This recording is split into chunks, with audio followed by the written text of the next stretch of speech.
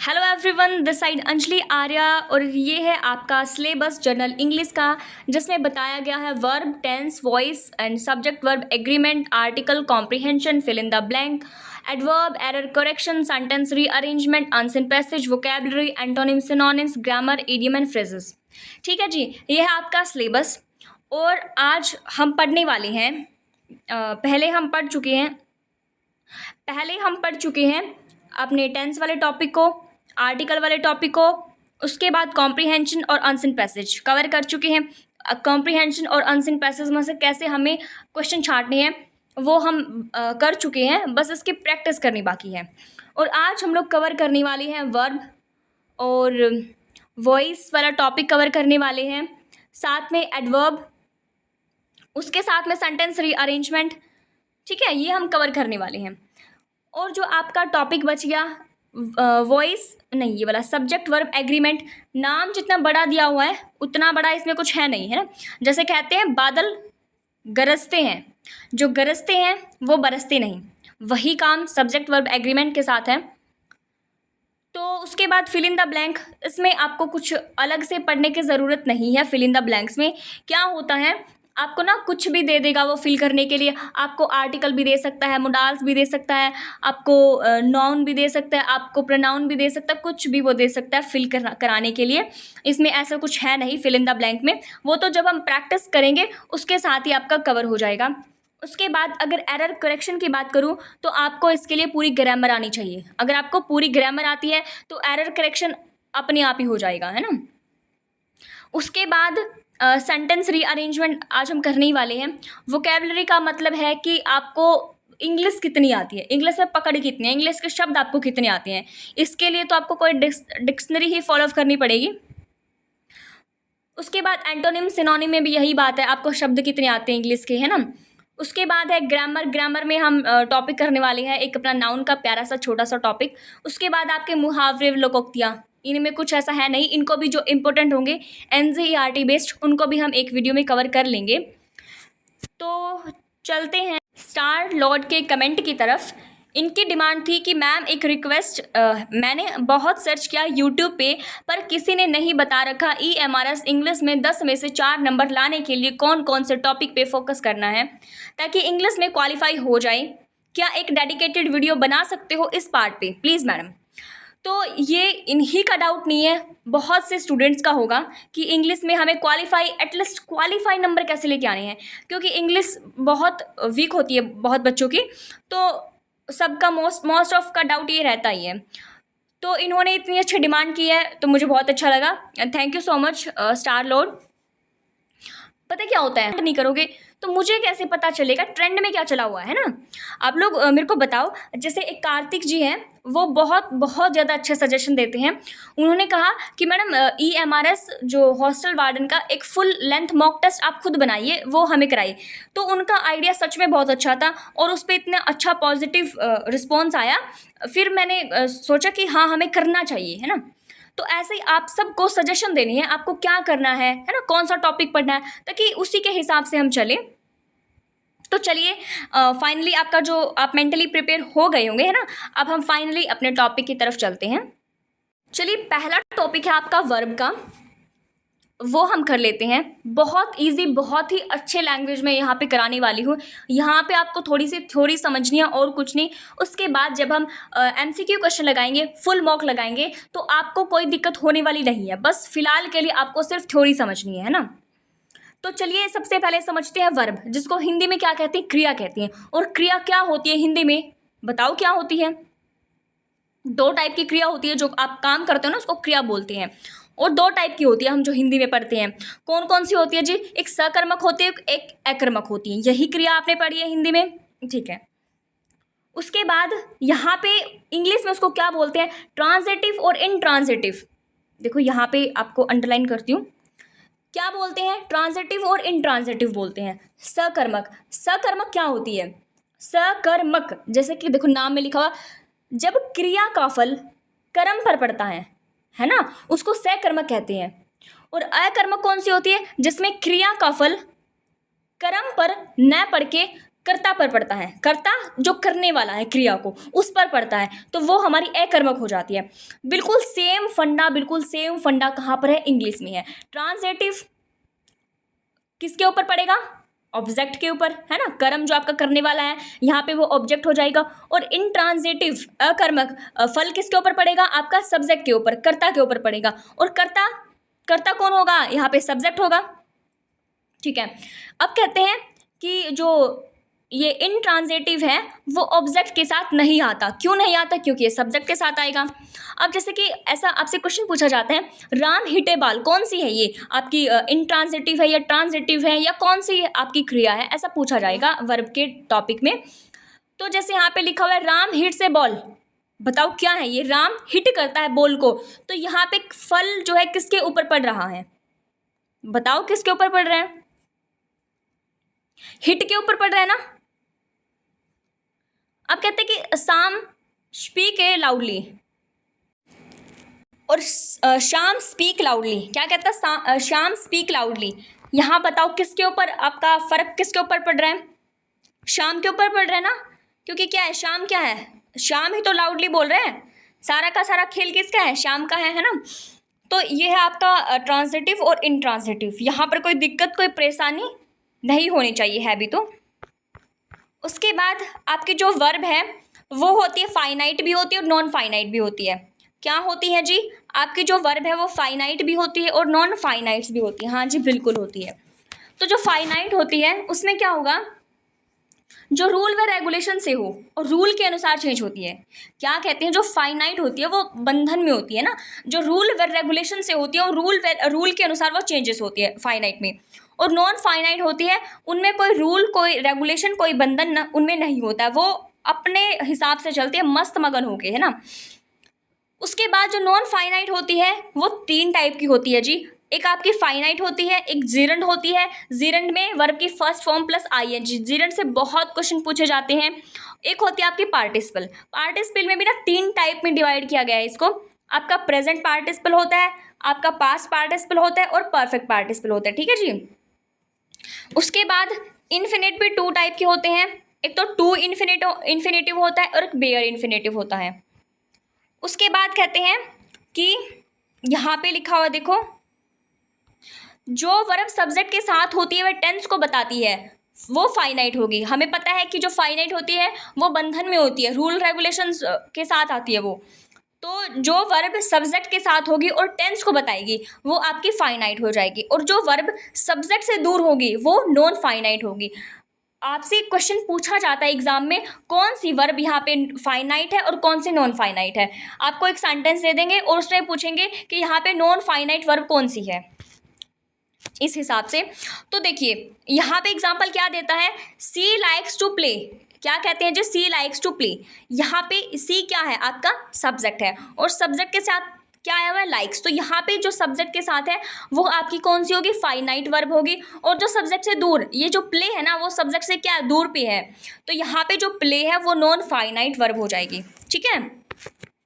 उसके बाद कहते हैं जो नॉन फाइनाइट जो वर्ब है ना, जो वर्ब है नॉन फाइनाइट, उसके टाइप बताए गए हैं, है ना। कौन कौन से? जो इनफाइनाइट है उसमें 2 टाइप से उसको डिवाइड किया गया है। एक तो बेयर इन्फिनेटिव होती है, एक होती है टू इन्फिनेटिव। क्या होता है जी? बेयर इन्फिनेटिव और टू इन्फिनेटिव। ठीक है। जो बेयर है ना वो बेचारी बिना टू की आती है, समझ के बात को, बिना टू के।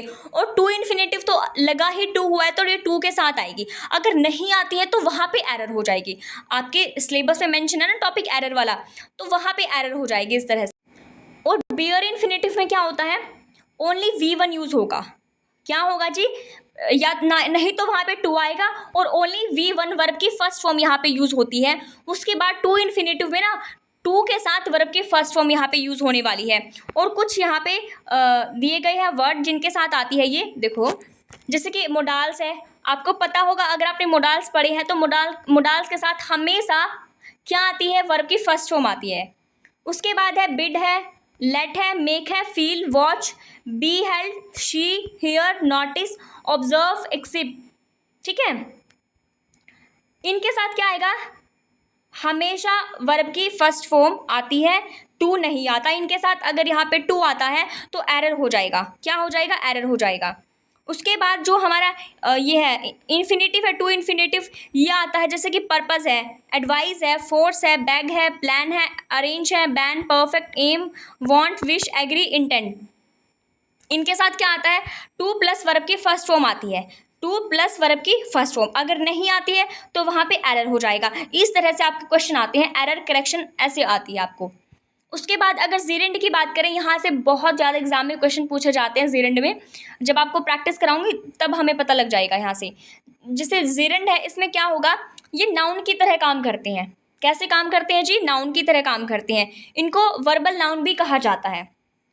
उसके बाद पार्टिसिपल जो होते हैं तीन टाइप के होंगे। आपका प्रेजेंट पार्टिसिपल होता है, पास्ट पार्टिसिपल होता है और आपका परफेक्ट पार्टिसिपल होता है ना।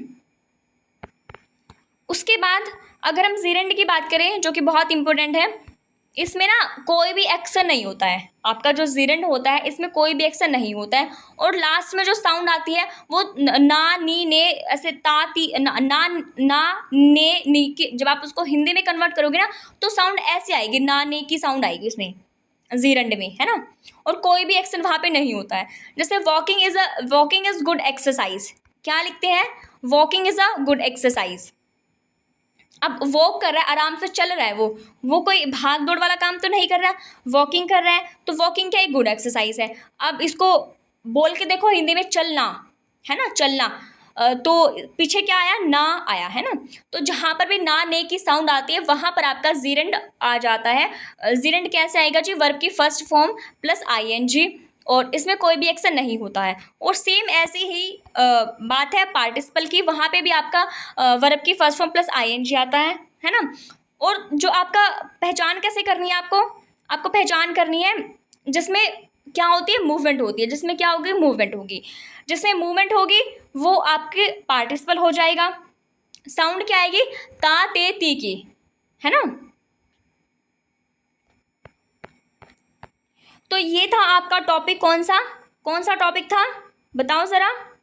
वर्ब हमने कंप्लीट कर लिए। इससे बाहर आपका एग्जाम में क्वेश्चन बनने वाला नहीं है। उसके बाद जब हम प्रैक्टिस करेंगे तो आपका और भी क्लियर हो जाएगा। जितने भी डाउट आपके बचेंगे फिर वो आपने साथ साथ हम क्लियर करते रहेंगे। उसके बाद वॉइस की बात करते हैं। वॉइस में क्या हो जाएगा?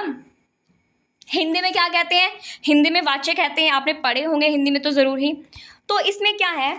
इसमें हमेशा क्या यूज़ किया जाता है? वर्ब की थर्ड फॉर्म यूज़ की जाती है। याद रखना, जो वॉइस होता है उसमें टेंस कभी भी चेंज नहीं होता। क्या नहीं होता?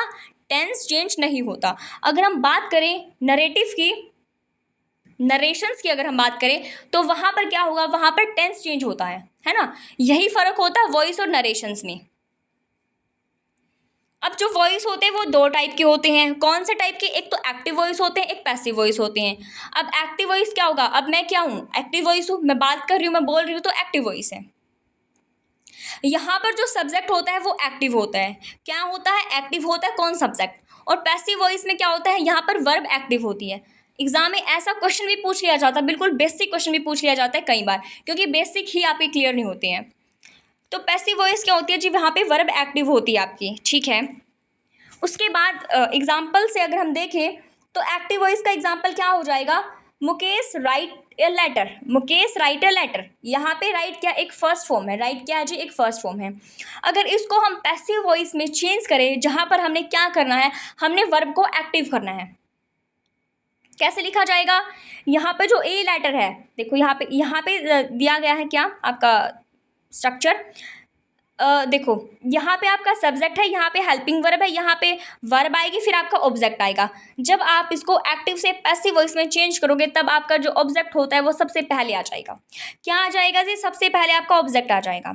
कोई दिक्कत नहीं होनी चाहिए। उसके बाद आपका सब्जेक्ट जो सबसे लास्ट में चला जाएगा। ये बिल्कुल सिंपल सा फंडा है। उसके बाद आपकी हेल्पिंग वर्ब नीचे रहेगी, उसके बाद वर्ब आ जाएगा, ठीक है। आपको बस चेंज करना है, आपको सब्जेक्ट और ऑब्जेक्ट में ही चेंज करना है। अब देख लीजिए पैसिव वॉइस का एग्जांपल अगर हम देखें, a letter is written by Mukesh. तो यहाँ पे ए लेटर है, लास्ट में आया हुआ है, तो हमने इसको सबसे पहले लिख दिया ए लेटर इज, ठीक है। प्रेजेंट की बात कराइए, राइट है, थर्ड फॉर्म लगा दी, रिटन आ गया बाय मुकेश। सिंपल है, कोई दिक्कत कोई परेशानी नहीं है। उसके बाद ये बहुत इंपॉर्टेंट है, मैंने आपको कहा था कि जब मैंने आपको टेंस वाला टॉपिक पढ़ा था कि ये वॉइस में बहुत हेल्प करने वाली है टेंस, इसीलिए अगर आपने टेंस वाली वीडियो नहीं देखी है, आपको टेंस नहीं आते हैं, तो देखो थोड़ा मुश्किल होने वाला है, थोड़ा नहीं बहुत ही ज़्यादा मुश्किल यहाँ पे होने वाला है। मैंने आपको क्या बताया था टेंस में, मैंने आपको बताया था जो आपके प्रेजेंट टेंस होता है, प्रेजेंट इंडेफिनिट, उसमें हम डू डज का प्रयोग करते हैं कि नहीं, और वही प्रेजेंट में, प्रेजेंट के कॉन्टिन्यू में हम इज एम आर का प्रयोग करते हैं। वही प्रेजेंट के परफेक्ट में, प्रेजेंट परफेक्ट में हम क्या यूज़ करते हैं, हैज़ हैव प्लस वर्ब की थर्ड फॉर्म यूज़ करते हैं। और प्रेजेंट के परफेक्ट कॉन्टिन्यू में हम क्या यूज़ करेंगे, हैज़ हैव साथ में एक बीन और जुड़ जाएगा, वर्ब की first form plus I N G plus since और फोर, है ना, यही बात कही थी। अब यहाँ पे जैसा कि मैंने बताया, टेंस कभी भी चेंज नहीं होगा, आपका जो नरेशंस होती हैं वहाँ पे होता है चेंज। और यहाँ पे अगर कोई भी सेंटेंस प्रेजेंट टेंस का है तो वो प्रेजेंट में ही रहेगा, पास्ट का है तो पास्ट में ही रहेगा, फ्यूचर का है तो फ्यूचर में ही रहेगा। इस बात की तो गांठ बांध लो। उसके बाद यहाँ पे चेंज कैसे होगा, जो प्रेजेंट इंडेफिनिट का सेंटेंस है उसको हम किस में चेंज करेंगे, कंटिन्यू में चेंज करेंगे। जैसे यहाँ पे ध्यान देना, प्रेजेंट इंडेफिनिट क्या कहते हैं कि प्रेजेंट इंडेफिनिट क्या लगा हुआ है, डू और डज यूज हुआ है, क्या यूज हुआ है, डू और डज यूज हुआ है। हमें इसको पैसिव में चेंज करना है, तो ये इंडेफिनिट चेंज हो जाएगा कंटिन्यू में, है ना। इज एम आर यहाँ पे आ जाएगा, क्या आ जाएगा, इज एम आर, ठीक है, और वर्ब की थर्ड फॉर्म। क्लियर है यहाँ तक। उसके बाद अगर कोई भी सेंटेंस प्रेजेंट कॉन्टिन्यू में दिया गया है, किस में दिया गया, प्रेजेंट कॉन्टिन्यू में दिया गया है, जैसे कि इज एम आर होता है प्रेजेंट कॉन्टिन्यू में, तो किस में चेंज हो जाएगा, इज एम आर बीइंग में। यहाँ पे हैज़ हैव नहीं आने वाला, ध्यान देना, यहाँ पे इज एम आर बीइंग लग जाएगा, ये बीइंग लग जाएगा, है ना, ठीक है। उसके बाद अगर हम परफेक्ट की बात करें, प्रेजेंट परफेक्ट की, उसमें क्या यूज़ होता है, उसमें हैज़ और हैव प्लस वर्ब की थर्ड फॉर्म यूज़ होती है। उसमें क्या करना है, जो आपका ये आपका परफेक्ट है वो किस में, प्रेजेंट परफेक्ट कॉन्टिन्यू में चेंज हो जाएगा। कॉन्टिन्यू में हम क्या लगाते हैं, हैज़ हैव बीन लगाते हैं ना, तो हैज़ हैव बीन यहाँ पे आ जाएगा। अगर हम परफेक्ट कॉन्टिन्यू की बात करें, हैज़ हैव बीन होता है तो यहाँ पर कोई चेंज होने वाला नहीं है। अगर किसी सेंटेंस में हैज़ हैव बीन दे रखा है तो वहाँ पे आपने कुछ नहीं करना, आराम से बिल्कुल वैसा ही लिख देना, ठीक है। क्लियर है यहाँ तक, आपको थोड़ा याद करना पड़ेगा ये। उसके बाद अगर मैं बात करूँ पास्ट की, पास्ट इंडेफिनिट, किसकी बात करनी है, पास्ट इंडेफिनिट की बात करनी है। क्या आता है यहाँ पे, डिड का यूज़ होता है इंडेफिनिट में, मैंने बताया था डिड का यूज़ होगा, ठीक है। उसके बाद यहाँ पे जो इंडेफिनिट है वो किस में बदल जाएगा जी, आपका कॉन्टिन्यू में बदल जाएगा। तो कॉन्टिन्यू में क्या होता है, वाज और वर होता है। डिड है वर्ब की सेकेंड फॉर्म, डिड के साथ क्या आएगा, वर्ब की फर्स्ट फॉर्म आएगी। या फिर जितने भी आपके सेंटेंस होते हैं, आपका सिंगुलर है प्लूरल है, उनके साथ आपकी वर्ब की सेकंड फॉर्म आएगी। अगर वर्ब की सेकंड फॉर्म नहीं है तो आपको क्या करना है, डिड प्लस वर्ब की फर्स्ट फॉर्म लगानी है। ऐसा कोई केस है तो वहाँ पे आपको क्या करना है, आपको कॉन्टिन्यू में चेंज कर देना, और कॉन्टिन्यू में क्या आएगा, वाज और वर आएगा। क्लियर है। उसके बाद अगर मैं बात करूँ किसकी, पास्ट परफेक्ट की, तो पास्ट परफेक्ट में क्या आने वाला नहीं, कंटिन्यू की बात करते हैं पहले। तो पास्ट कंटिन्यू में बात करूँ तो वाज और वर है, वाज वर किस में बदल जाएगा, बीइंग में बदल जाएगा, B E plus I N G अपना फ्री का आ जाएगा। उसके बाद अगर परफेक्ट की बात करें तो यहाँ पर क्या आएगा, यहाँ पर हेड आएगा, क्या आएगा जी, HAD हेड आएगा, ठीक है। उसके बाद इसमें अगर मैं चेंज करूँ, परफेक्ट का अगर कोई हेड वाला सेंटेंस है तो उसमें हैड बीन आ जाएगा, ठीक है। अगर परफेक्ट कंटिन्यू हैड बीन है तो वहाँ पर कोई चेंज होने वाला नहीं है, ये आपको याद कर लेना है। उसके बाद अगर हम फ्यूचर की बात करें, फ्यूचर इंडेफिनिट में डिड, फ्यूचर इंडेफिनिट में विल और शैल आता है। विल शैल किस में बदल जाएगा, यहाँ पे तो सबसे पहले इन्होंने विल शैल बी लगा दिया है ना, विल शैल बी। उसके बाद कंटिन्यू में तो आपको पता ही है विल और शैल बी आता है, तो विल शैल बी है तो यहाँ पे कंटिन्यू में कोई चेंज होने वाला नहीं है। उसके बाद अगर परफेक्ट की बात करें तो विल शैल हैव होता है ना, विल शैल हैव होता है परफेक्ट में। तो आपका जो परफेक्ट है वो परफेक्ट कंटिन्यू में बदल जाएगा, क्या आ जाएगा, विल शैल हैव बीन आ जाएगा, क्या आ जाएगा, विल शैल हैव बीन आ जाएगा। अगर परफेक्ट कंटिन्यू की बात करें तो will have been, shall have been, ठीक है, कोई यहाँ पे चेंज होने वाला नहीं है, ठीक है। यहाँ पे कोई चेंज नहीं होगा, यहाँ पे कोई चेंज नहीं होगा। कंटिन्यू और परफेक्ट कंटिन्यू में जो आपका फ्यूचर टेंस है उसमें चेंज नहीं होगा। उसके बाद अगर हम बात करें एक्टिव से पैसिव वॉइस बनाने के लिए, सब्जेक्ट जो होता है, क्या होता है जो सब्जेक्ट, उसमें ही बदल जाता है हिम में। इतना तो आपको पता होगा ना, हिम और हर किसके लिए यूज़ किया जाता है, पता होगा, बिल्कुल बेसिक चीज़ है। तो ही जो है वो बदल जाता है हिम में, और सी बदल जाता है हर में, जो कि लड़की के लिए यूज़ होता है ना। उसके बाद नेम जो है वो नेम में ही बदलेगा, मतलब कि नाम तो नाम ही रहेगा, वो चेंज नहीं होगा। वी बदल जाता है अस में, दे बदल जाता है दैम में, आई बदल जाता है मी में, और यू बदल जाता है यू में, और इट बदल जाता है इट में। ठीक है, ये है आपका पूरा का पूरा क्या है बताओ, वॉइस। क्लियर हो गया? अब कोई डाउट तो यहाँ पे नहीं है। अब हम करते हैं फाइनली, हमने जो आर्टिकल वाला टॉपिक हम कर चुके हैं, कॉम्प्रीहेंशन में आपको समझा चुकी हूँ कैसे क्वेश्चन छांटने, कॉम्प्रीहेंशन और जो आपका आंसर पैसेज है वहाँ से। उसके बाद फिल इन द ब्लैंक्स तो आपको पता ही है, कुछ भी उठा के दे देगा, आपका मोडाल्स भरने के लिए दे सकता है, आर्टिकल भरने के लिए दे सकता है, नाउन कोई प्रोनाउन कुछ भी भरने के लिए वो दे सकता है। तो उसके बाद अगर हम अब बात करते हैं एडवर्ब की, एडवर्ब क्या होती है, अगर हिंदी में बात करें तो एडवर्ब क्या होती है, क्रिया विशेषण। और क्रिया विशेषण क्या होती है, जो क्रिया की विशेषता को बताते हैं उसको हम क्रिया विशेषण कहते हैं। रटा हुआ है, बिल्कुल रटा हुआ जी। उसके बाद जैसे यहाँ पे इंग्लिश में लिखा हुआ है सी वॉक्स स्लोली, सी वॉक्स स्लोली, ठीक है। यहाँ पे क्या है, अब वो क्या है, आपकी एक वर्ब है, और वर्ब को क्वालिफाई कौन कर रहा है, स्लोली। स्लोली क्या है, एक एडवर्ब है, क्रिया की विशेषता बता रही है। जो वॉक, वो सी वॉक, ठीक है, चल रहा है काम, सी वॉक वो चल रही है, ठीक है, कोई दिक्कत नहीं है। लेकिन कैसे चल रही है, फास्ट चल रही है, स्लो चल रही है, मीडियम गति से चल रही है, चल कैसे रही है। तो इस चलने को कौन क्वालिफाई कर रहा है, जिस स्लोली क्वालिफाई कर रहा है, तो यहाँ पे आपका जो स्लोली है वो एडवर्ब हो जाएगा। उसके बाद अगर मैं बात करूँ, my mother never smoke, my mother never smoke, ठीक है, यहाँ पे स्मोक, ठीक है, माई मदर स्मोक, ठीक है। यहाँ पे नेवर क्या चीज़ है, नेवर आपका क्रिया विशेषण है, वो रेगुलर करती है, वो कभी नहीं करती, वो करते हैं नहीं करते हैं ना। तो ये इसकी विशेषता बता रहे हैं कि वो स्मोक नहीं करती है। माई फादर नेवर स्मोक, मेरे पिताजी कभी स्मोक नहीं करते हैं। तो ये जो नेवर है ना वो आपका यहाँ पे एडवर्ब है। इसी टाइप से बिल्कुल बेसिक लेवल के क्वेश्चन एडवर्ब से पूछे जाते हैं, है ना, आपको यहाँ पे कोई दिक्कत होने वाली नहीं है। उसके बाद अगर हम एडवर्ब के टाइप की बात करें तो सिंपल एडवर्ब आपका होता है, रिलेटिव एडवर्ब आपका होता है, और इंटेरोगेटिव एडवर्ब होता है। अब इनकी फटाफट से बात कर लेते हैं। जो आपका सिंपल एडवर्ब होता है, अब एडवर्ब तो आपको पता है, जो क्रिया की विशेषता को बताता है। अगर आपको कोई ऐसा शब्द दिख जाए ना जो क्रिया की विशेषता बता रहा है, तो उसको आराम से आंख बंद करके आपको एडवर्ब टिक करना है। अब इसके अगर हम टाइप की बात करें तो एडवर्ब ऑफ टाइम, जहां पर भी आपको टाइम दिख जाए, टाइम दिख जाए, कुछ भी आपको अगर टाइम दिख रहा है ना, तो वहां पे एडवर्ब ऑफ टाइम होता है। यहाँ से क्वेश्चन बनते हैं कि ये आपको कोई सेंटेंस दे देंगे और वहां से पूछेंगे ये क्या है, एडवर्ब ऑफ टाइम है, एडवर्ब ऑफ प्लेस है, एडवर्ब ऑफ मैनर्स है, या फ्रिक्वेंसी, कौन सा है यहाँ पे। ठीक है, तो ये तो बिल्कुल बेसिक सा क्वेश्चन है। टाइम, जहाँ पर भी टाइम की जहाँ पे बात की गई है वो एडवर्ब ऑफ टाइम होता है। अगर प्लेस की बात की गई है तो वो प्लेस होता है ना, वेयर, WH फैमिली वाले होते हैं ये। उसके बाद अगर मैनर होता है कि तरीका, ठीक है। यहाँ पे क्या है, सी स्पीक कॉन्फिडेंशली, यहाँ पे कैसे बात कर रहे हैं, वो कॉन्फिडेंशली बात कर रही है। देखो यहाँ पे ना एक छोटा सा ट्रिक है, निमोनिक है, जहाँ पर भी आप लास्ट में LY आपको दिख जाए ना, जहाँ पर भी LY दिख जाए वहाँ पर मोस्ट ऑफ द केसेस में मैनर आता है, ठीक है। अगर फ्रिक्वेंसी की बात करें तो कितनी बार ये काम हुआ, फ्रिक्वेंसी कितनी है, यहाँ पर क्या होते हैं, कुछ ऐसे शब्द दिए जाते हैं जैसे कि वंस है, बेयरली है, always, once, rarely, always, hardly, badly, ठीक है। आपका काइंडली है, थर्डली है, जस्ट, सेल्डम, अगेन, ये कुछ ऐसे शब्द होते हैं जिनमें यूज़ किया जाता है फ्रिक्वेंसी।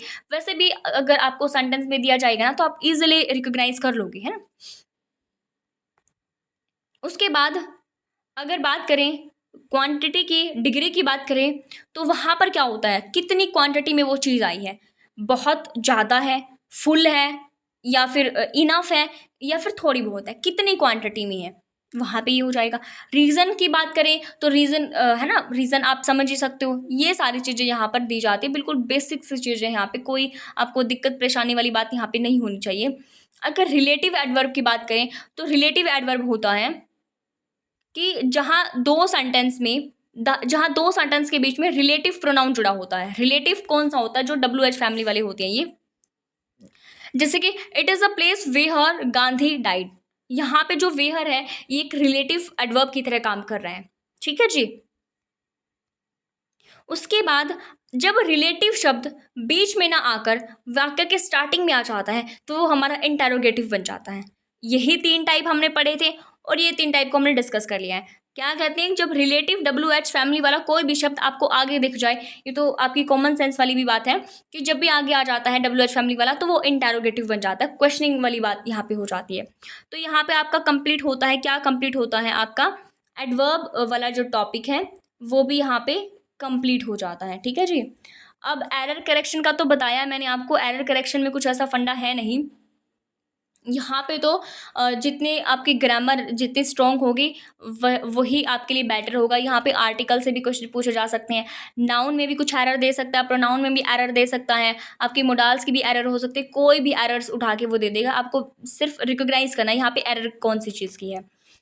तो चलिए अब हम फाइनली देखते हैं सेंटेंस रीअरेंजमेंट वाले क्वेश्चंस को, ठीक है जी। सेंटेंस रीअरेंजमेंट, अब जो सेंटेंस रीअरेंजमेंट वाले क्वेश्चन होते हैं ना, यहाँ पर आपको डर नहीं होना चाहिए बिल्कुल भी। आपको ये होना चाहिए अगर एग्ज़ाम में आ गया तो हमारा 1 नंबर तो पक्का है, यहाँ से हमारा कोई नंबर कटने वाला नहीं है, ऐसी आपको थिंकिंग माइंड में लेकर चलनी है, ठीक है जी। अब अगर मैं बात करूँ सेंटेंस रीअरेंजमेंट के क्वेश्चन को आप सोल्व कैसे करोगे, ये कुछ ऐसा इंटरफेस आपको देखने को मिलेगा सेंटेंस रीअरेंजमेंट वाले क्वेश्चंस में। और अगर मैं बात करूँ इनको सॉल्व कैसे करना है, तो आपको ये देखना है कि स्टार्टिंग में अगर कोई अक्सर यहाँ पे दिया गया है, इनके स्टार्टिंग में ये वाली जो स्टार्टिंग है ना, इनके स्टार्टिंग में कोई भी अक्सर अगर प्रपोजिशन से, कंजक्शन से, डाल से या स्टार्टिंग में कुछ लगा हो, बिकॉज लगा हो, जैसे कि ऑफ लगा हो, ये अगर आपके शब्द हो, जैसे कि कैन वैन लगा हो, तो ऐसे कुछ शब्द है जो अगर स्टार्टिंग में आते हैं ना तो आपको पहले ही उनको एलिमिनेट कर देना है, वो तो होंगे ही नहीं, है ना। और क्या करना है, स्टार्टिंग में आपका या तो कोई भी जो सेंटेंस है वो सब्जेक्ट से स्टार्ट होता होगा या फिर प्रोनाउन स्टार्टिंग में आता होगा। ये आपको पहले तो बिल्कुल बेसिक सी चीज़ है, ये आपको ध्यान देनी है। कई बार तो क्या होता है, ये ना स्टार्टिंग में किसी सेंटेंस देखो, जैसे स्टार्टिंग में यहाँ तो कैन दे दिया है ना, यहाँ पे ऑफ दे दिया, ठीक है, यहाँ पे जैसे कि रागिनी दे दिया है ना, और यहाँ पे दे दिया जैसे कि ऑफ दे दिया, या ठीक है। तो आपको पहले ही रिकॉग्नाइज कर लेना है कि ये वाले तो होंगे ही होंगे नहीं। क्यों नहीं होंगे, क्योंकि हमारा जो स्टार्टिंग में ना तो प्रपोजिशन आएगी, ना कंजक्शन आएगी, ना मोडाल्स आएंगे, ये इन वाले सेंटेंस से हमारा स्टार्ट नहीं होगा। बस आपको इतनी सी बात याद करनी है। उसके बाद हमने क्या करना है, दूसरा हमारा स्टेप होने वाला है, हमें पेयर्स बनाने हैं। ये स्टोरी की फॉर्म में होते हैं ना, हमें थोड़ा रिलेट करके देखना है चीज़ों को, हमने पेयर्स बनाने हैं। अब एक चीज़ और आपको याद करनी है, बहुत बार एग्जाम से पूछा जाता है इसे, अगर आपका सेम नाउन दे रखा है, क्या कहते हैं कि सेम नाउन अगर आपका दे रखा है, जब 2 सेंटेंस हैं, सेम नाउन उनमें यूज़ हुआ है, तो पहला वाला जो सेंटेंस होगा ना उसमें आपको ए नाउन लगाना है। क्या लगाना है जी, ए नाउन लगाना है। और जो दूसरा आपका होगा नाउन, वही सेम वाला नाउन, उसमें आपको दा यूज़ करना है, ठीक है। बहुत बार यहाँ से क्वेश्चन आता है, बहुत बार आता है, वो तो प्रैक्टिस हम करेंगे ना, उसके बाद आपको पता लग ही जाएगा। समझ में आया। अब देख लेते हैं ये आपका प्रैक्टिस के लिए ये लेकर आई हूँ मैं। क्या कहते हैं, आई साई फैमिलियर फेस इन क्राउड। मज़ेदार है ना। कहते कि आई साई फैमिलियर फेस इन क्राउड, मैंने भीड़ में एक फैमिलियर सा चेहरा देखा, जो कि आप देखते हो भीड़ में, मार्केट में जाते हो, कहीं भी आपको जान पहचान वाला चेहरा मिल ही जाता है। अच्छा, ये इसको तो मैंने देखा है, कहीं तो देखा है, लेकिन याद नहीं आ रहा कहाँ पे देखा, ठीक है। वो वाली यहाँ पे बात है कि आई साई familiar face in a crowd. अब इसको करो, रीअरेंज करो इसको। ये दे रखा PQRST, ठीक है। यहाँ पे 4 आपके ऑप्शन दिए गए हैं। पहले कहते हैं कि I stopped to have a closer look, he looked around but did not see me. अगला कहता है it was indeed my old friend. फिर कहता है I called out his name. बताओ यहाँ पे क्या करेक्ट होगा, देखो दिमाग लगाओ थोड़ा सा। चलिए देख लेते हैं हम। देखो पहले तो आपको ये देख लेना स्टार्टिंग में क्या दे रखा है। यहाँ पे आई है, किसकी बात कर रहा है ये बताओ, नाउन की तरह काम कर रहे हैं। ही है, प्रोनाउन की तरह काम कर रहे हैं ये। इट है, आई है। तो यहाँ पे ऐसा कोई दिया नहीं गया जिससे हम एलिमिनेट कर सके चीज़ों को, है ना। तो यहाँ पे पहला आ सकता है, पी भी आ सकता है, क्यू भी आ सकता है, आर भी आ सकता है जी, एस भी आ सकता है, आ सकता है, कोई दिक्कत है ही नहीं। ऑप्शन से अगर हम देखें क्या कर रहे हो? ऑप्शन से अगर हम देखें तो पी भी आ सकता है यहाँ पे देखो, अगर ऑप्शन से देखें तो ऑप्शन में क्या देगा, यहाँ पे पी है, यहाँ पे पी है, यहाँ पे पी है, यहाँ पे पी है, सब में पी दे रखा है, तो मतलब पी तो ये सबसे पहले होगा, ठीक है। पी क्या होगा, सबसे पहले होगा। और पी में क्या दे रखा है, I stopped to have a closer look. देखिए इन्होंने कहा कि मैंने एक भीड़ में एक फैमिलियर सा चेहरा देखा, फिर मैंने क्या किया, आई स्टॉप्ड, मैं रुका, उसको नहीं रोका मैंने, मैं रुका, I stopped to have a closer look, उसको ध्यान से गौर से देखने के लिए मैं रुका कि ये वही है क्या जिसको मेरे को लग रहा है कि हाँ क्या यही है वो। तो आप क्या करते हो, आप रुकते हो उसको देखने के लिए, I stop to have a closer look. यहाँ पे तो फिक्स है कि पी यहाँ पे आने वाला पहला, तो पी पी पी पी यहाँ पे हो गया, चलो ठीक है जी। उसके बाद अगर हम बात करें किसकी, आगे तो आर दे रखा है, यहाँ पे क्यू दे रखा है, यहाँ पे एस दे रखा है, यहाँ पे आर दे रखा है। तो यहाँ पे अगर हम क्यू देखें, दो में क्यू दे रखा है, दो में आर दे रखा है, चलो ठीक है क्यू देखते हैं। फिर क्यू कहता है कि he looked around but did not see me, he looked, अब इसने बात कर दी, उसकी बात कर दी, किसकी, अपने दोस्त की बात इसने करी है कि ही लुक्ड अराउंड, वो ऐसे ऐसे टेढ़ी मेढ़ी नजरें करके देख रहा है, अपनी गर्दन ऐसे टेढ़ी मेढ़ी उसने करी, he looked around but did not see me, उसने देखा तो ऐसे टेढ़ा मेढ़ा होके उसने देखा तो है, गर्दन वर्दन तो घुमाई, लेकिन डिड नॉट सी मी, उसने मुझे देखा नहीं, ठीक है जी। आगे आगे अगर हम देखें, आर वाला क्या कहता है, it was indeed my old friend, भाई मैं पक्का, भाई मैं श्योर हूँ, it was indeed my old friend. अब आप खुद बताओ, थोड़ा सा दिमाग लगाओ, यहाँ पे आ क्या सकता है। अब ये तो बात कर रहा है कि उसने टेढ़ी मेढ़ी गर्दन करी है ना। अब यहाँ पे कहता है कि जब वो थोड़ा रुक के उसने देखा, उसको बिल्कुल नज़दीक से देखा उसने, क्या ये वही है, क्या ये वही है जो मैं सोच रही हूँ, है क्या ये वही है, ठीक है। तो पहले जब आपने सोच लिया तो फिर क्या करोगे, आप बिल्कुल श्योर हो जाओगे ना, डैम श्योर हो जाओगे कि हाँ it was indeed my old friend, ये तो वही मेरा ओल्ड फ्रेंड है जो मेरी पेंसिलें चुराती थी, है ना, वही बचपन वाली मेरी दोस्त जो मेरी पेंसिलें चुरा चुरा के खाती थी, हैं वही। तो ठीक है, आप श्योर हो गए यहाँ पे, it was indeed my old friend, ये मेरा ओल्ड फ्रेंड है भाई, ठीक है, तो हो गया यहाँ पे। उसके बाद कहते हैं कि he looked around but did not see me, थोड़ा रुको। उसके बाद I called out his name, जब मैं बिल्कुल श्योर हो गई तो फिर क्या हुआ, आर के बाद देखो यहाँ पे दो ऑप्शन तो चलो पहले ही खत्म हो गए, यहाँ पे आर है, यहाँ पे आर है, उसके बाद यहाँ पे क्यू और यहाँ पे एस यहाँ पे कर दिया इन्होंने गड़बड़। अब देखो यहाँ पे पहले कौन सा आएगा, अब देखो, अब आप जब अपने दोस्त को, ठीक है, अपनी किसी सखी सहेली को बुलाओगे उसके नाम से, तभी तो वो इधर उधर गर्दन करके देखेगी, है कि नहीं। तो आपको क्या करना, आई कॉल्ड आउट हिज नेम, आई कॉल्ड आउट हिज नेम, मैंने उसको जब उसके नाम से पुकारा तो ही लुक्ड अराउंड, वो उसने ऐसे इधर उधर देखा but did not see me, but मेरे को उसने नहीं देखा, ही डिड नॉट सी मी। तो यहाँ पे बताओ, आप खुद बताओ यहाँ पे करेक्ट क्या हो जाएगा, यहाँ पे डी ऑप्शन करेक्ट हो जाएगा, बिल्कुल हो जाएगा ना। ऐसे आएंगे आपके सेंटेंस रीअरेंजमेंट वाले क्वेश्चन, यहाँ पे कोई दिक्कत कोई परेशानी अगर है तो मुझे बताओ, मैं आपको सॉल्व करूँगी। ठीक है जी, ये हो गया आपका। अब इसको देखें, इंग्लिश में थोड़ा सा कॉन्फिडेंस हो रहा है कि हाँ हम कर सकते हैं भाई, आई कैन डू इट, मैं कर सकता हूँ, हम कर सकते हैं इसको, बिल्कुल कर सकते हैं, इतनी भी मुश्किल नहीं है ना। तो चलिए अगर हम सिलेबस की देखें तो सिलेबस में आपका जो अगले वाला टॉपिक दे रखा है वो आंसर पैसेज का दे रखा है, जो कि हम कर ही चुके हैं, कैसे उनको सॉल्व करना है उनकी तो सिर्फ प्रैक्टिस हमें करनी है। अगर उसके बाद मैं वोकेबलरी की बात करूँ तो उसमें आपका यही है कि आपको आपकी ग्रामर पे कितनी पकड़ है, आपको शब्द कितने आते हैं अंग्रेजी के, मेन बात यही है। उसमें ऐसा कुछ हमें पढ़ने वाली ज़रूरत नहीं है, फिर भी अब हम कुछ मेन शब्द जो हैं जो इंपॉर्टेंट है और बार बार एग्जाम्स में पूछे जाते हैं वो कर भी लेंगे। उसके बाद अगर एंटोनिम सिनोनिम्स की बात करें, उनका भी यही वाला फंडा है। उसके बाद अगर हम बेसिक ग्रामर की बात करें तो ग्रामर में तो इन्होंने पता नहीं कितने टॉपिक हम कर सकते हैं, ग्रामर बस करे जाओ है ना, रुकने का नाम ही नहीं है। तो ग्रामर में हम छोटा सा एक टॉपिक करते हैं नाउन वाला, जो कि बहुत इंटरेस्टिंग भी, आपकी नींद यहाँ पे भाग जाने वाली है, इतना अच्छा टॉपिक है ये इंटरेस्टिंग वाला। यहाँ से भी क्वेश्चन बनते हैं, बहुत यहाँ से क्वेश्चन बनते हैं। अगर हम उसके बाद वाले टॉपिक की बात करें, जो इडियम्स और फ्रेजेस हैं, आपका मुहावरे व लोकोक्तियाँ हैं, वहाँ पे ऐसा कुछ है नहीं, वहाँ पे ना सिर्फ आपको कॉमन सेंस यूज़ करनी होगी, है ना। वो भी हम ना उसमें जो हम प्रैक्टिस ऐड करेंगे, ऑप्शन से एलिमिनेट करने की मैं आपको टेक्निक बताऊंगी अच्छे वाली, जहाँ से आपका कोई क्वेश्चन गलत होने वाला नहीं है। तो चलिए बिना देर के लिए हम स्टार्ट कर लेते हैं अपने नाउन वाला टॉपिक। तो बेसिक ग्रामर का ये टॉपिक है। तो नाउन क्या होता है आपको पता है, किसी व्यक्ति वस्तु स्थान आदि के नाम को हम संज्ञा कहते हैं, हमें पता है। उसके बाद इसके अगर टाइप की बात करें, जो ट्रेडिशनली टाइप है, जो कि बहुत फेमस वाले टाइप है, कौन से हैं जी? आपके दो टाइप है आपका, एक कॉमन नाउन होता है, एक आपका प्रॉपर नाउन होता है। क्या होता है जी? एक आपका कॉमन नाउन होता है, एक आपका प्रॉपर नाउन होता है जी, सबको पता है, कोई दिक्कत वाली बात है ही नहीं। तो कॉमन नाउन क्या होगा? जैसे कि मैं बोलूँ कि दादी पेड़ के पास बैठी है, तो जो दादी शब्द मैंने यूज़ किया वो क्या होगा? आप खुद बताओ, दादी शब्द क्या है? आपका कॉमन नाउन है या प्रॉपर नाउन है? जल्दी जल्दी बताओ आंसर क्या होगा इसका, कॉमन नाउन है या प्रॉपर नाउन है? चलिए जी, सबने बहुत अच्छा आंसर दिया है, कॉमन नाउन हो जाएगा दादी आपका। दादी क्या है? कॉमन नाउन है। ठीक है, अगर मैं वहीं पर बात करूँ, शांति दादी बैठी है पेड़ के नीचे, तो ये शांति दादी, यहाँ पे शांति का क्या मतलब है बताओ? ये आपको कॉमन हो जाएगा, प्रॉपर हो जाएगा? बिल्कुल सही, यहाँ पे प्रॉपर नाउन हो जाएगा। जब कोई नाम की अगर बात करते हैं वो आपका प्रॉपर नाउन होता है, अगर कॉमन नाउन की बात करते हैं वो एक पूरी की पूरी जाति को रिप्रेजेंट करता है। जितनी भी आपकी दादियाँ हैं वो आपकी कॉमन नाउन में आ जाएंगी, है ना, वो सब सभी इसको रिप्रेजेंट कर रही है।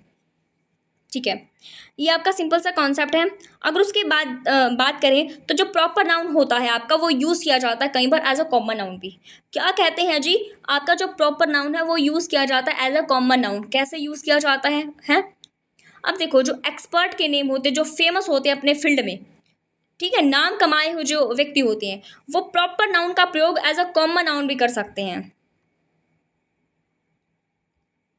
उसके बाद अगर बात करें एब्स्ट्रैक्ट नाउन की, एब्स्ट्रैक्ट क्या होता है? भाववाचक संज्ञा, जिसको इमोशंस कहते हैं, जो हम सिर्फ क्या कर सकते हैं?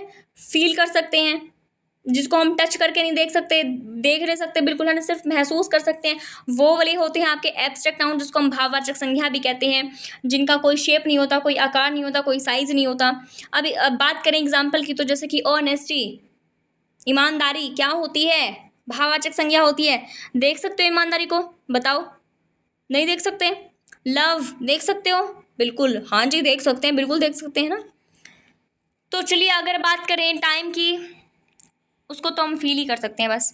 अगर बात करें, इनके भी टाइप होते हैं। क्वालिटी को जो रिप्रेजेंट करने वाले नाउन होते हैं वो होते हैं जैसे आपकी ब्रेवरी, बहादुरी है, ब्यूटी है, सुंदरता, वो आपकी क्या क्वालिटी को रिप्रेजेंट करते हैं जी। अगर एक्शन की बात करें, एक्शन को जो रिप्रेजेंट करते हैं वो आपकी मूवमेंट होती है, जो आपकी एक्शन को रिप्रेजेंट करते हैं। अगर स्टेट अवस्था की बात करें तो जैसे आपकी पॉवर्टी है, स्लेवरी है, वो क्या है? आपकी एक स्टेट को रिप्रेजेंट करते हैं।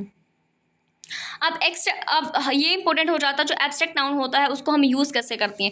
दो टाइप से हम इनका यूज़ करते हैं जी, एक तो जनरल केसेस की तरह, एक पर्टिकुलर केसेस की तरह, एक स्पेशल केसेस की तरह। कैसे ही करते हैं जी? जो जनरल केसेस होता है जो कि सब पर लागू होता है, और यहाँ पर याद रखना, यहाँ पर कोई आर्टिकल यूज़ नहीं होता है। जो हम जनरल केस हैं सब पर यूज़ करते हैं, वहाँ पर कोई आर्टिकल नहीं होगा। अगर आर्टिकल हम लगाते हैं इनके मना करने के बाद भी, तो वहाँ पे एरर हो जाएगा, है ना, वहीं पर आपको एरर देखने को मिलेगी। और ऐसा ही अगर क्वेश्चन दे दिया जाए तो वहाँ पर आपको एरर करेक्ट करनी है। उसके बाद अगर हम पार्टिकुलर केसेस की बात करें, स्पेशल केसेस की बात करें, तो स्पेशल केसेस में क्या होता है? वहाँ पर द हम यूज़ करते हैं। जैसे अगर हम बात करें एग्जाम्पल की, तो जैसे कि डेथ इज़ अनअवॉइडेबल, डेथ उसको कोई अवॉइड नहीं कर सकता, वो तो आनी ही आनी है, जनरल केसेस है ना। उसके बाद अगर मैं बात करूँ, the death of prime minister, ये क्या एक स्पेशल केस है? इसके आगे तो दा लगना ही है, क्योंकि स्पेशल इंसान की बात की गई, स्पेशल पर्सनालिटी की बात की गई है, तो यहाँ पे क्या आ जाएगा जी? दा आ जाएगा, the death of prime minister. ठीक है, उसके बाद अगर हम आगे बात करते हैं तो आगे क्या कहते हैं? आपके कलेक्टिव नाउन होता है, जिसको आप कोलेक्टिव क्या कहते हो बताओ? कलेक्टिव नाउन, समूहवाचक संज्ञा कहते हैं। ठीक है, इसमें क्या होता है? जब आपकी टीम है, जैसे कि आर्मी, आपको बस सिंपल सा ये पूछा जा सकता है नाउन में कि एक टीम क्या है? आपका कॉमन नाउन है, प्रॉपर नाउन है, कलेक्टिव नाउन है, आपको बस सिंपल सा ये पता होना चाहिए। अब जो कलेक्टिव नाउन होता है, जैसे कि आपकी टीम हो गया, या क्या कलेक्टिव नाउन है? आर्मी है, कलेक्टिव नाउन है, क्राउड है। क्राउड जहाँ पे है वहाँ पे एक इंसान तो होगा नहीं, जाहिर सी बात है, जब क्राउड है तो बहुत से वहाँ पे व्यक्ति मौजूद होंगे। क्लास है, क्लास में एक व्यक्ति तो होगा नहीं, एक स्टूडेंट तो होगा नहीं।